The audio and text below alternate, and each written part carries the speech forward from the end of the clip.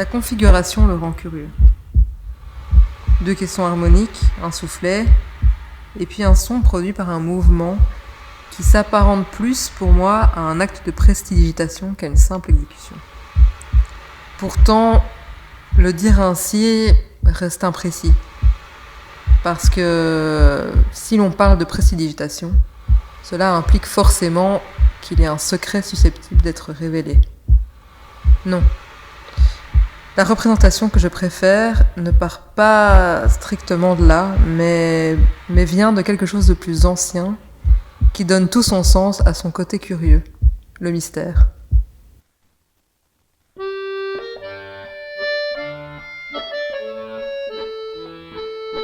Le mystère appartient à l'ordre des choses qui ne peuvent être révélées. Et c'est donc à partir de là que sa texture sonore prend son sens, et ce, dans toute sa dimension, curieuse et attrayante. Selon moi, cette texture possède une dimension cinématographique, dans le sens où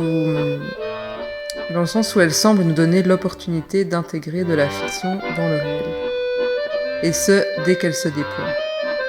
C'est-à-dire, comme si la force évocatrice du son émis donnerait rapidement du sens à ce qui nous entoure, en fonction de ce qui est interprété. C'est l'une des caractéristiques qui me captive chez la sanfona, comme on l'appelle au Brésil. Ce caractère prononcé d'illusion qu'il dépeint ou raconte à la sonorité, et qui fait en sorte que le réel colle à sa musicalité.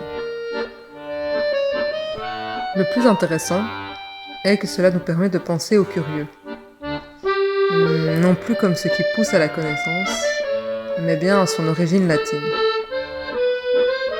Elle renvoie au domaine de la guérison, comme s'il s'agissait d'un traitement contre le mystère, contre ce gouffre indéfinissable qui nous habite. En définitive, ce son curieux peut nous offrir l'espace d'un instant la sensation de vivre en pleine fiction, un peu comme si elle se substituait au mystère. Il ne s'agit là toutefois que d'une interprétation personnelle de cet instrument, qui, soit dit en passant, fêtera ses 200 ans d'existence d'ici quelques années.